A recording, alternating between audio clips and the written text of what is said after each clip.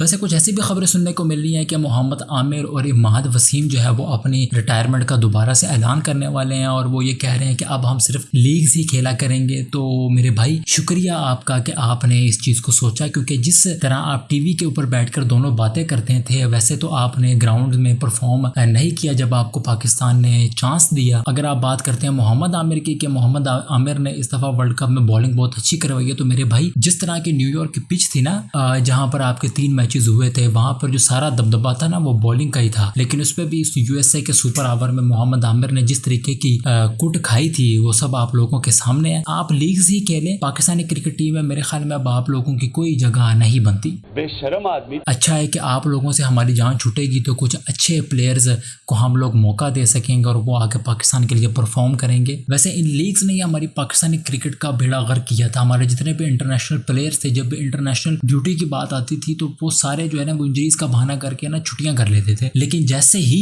Lease کا موقع آتا تھا تو پتہ نہیں راتوں رات کون سے حکیم کے پاس جا کے یہ میڈیسن لے کے آتے تھے، دوائیاں لے کے آتے تھے کہ ان کی انجریز ایسے ہوتی تھی کہ جیسے کبھی ان کو انجری ہوئی ہی نہیں ہے، کیونکہ ظاہری سی بات ہے ان کو وہاں لیگ سے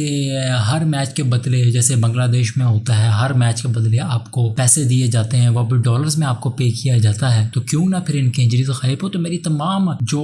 پلیئرز ہیں جو اس طرح انٹرنیشنل ڈیوٹیز کو چھوڑ کر لیگز کو ترجیح دیتے ہیں، وہ پھر آپ جا کے نا لیز کو ہی پریورٹی دیں۔ آپ پھر یہ انٹرنیشنل ڈیوٹیز چھوڑتے ہیں اور جو بیچارے لوگ پیچھے آپ کے بیٹھے ہوئے ہیں جن کی سیٹوں پر آپ لوگ قابض ہیں، ان کھلاڑیوں کو موقع دیں، ان پلیئرز کو موقع دیں کہ وہ پاکستان کے لیے آ کے سرو کریں۔ تو میرا پتر چھٹی کا چل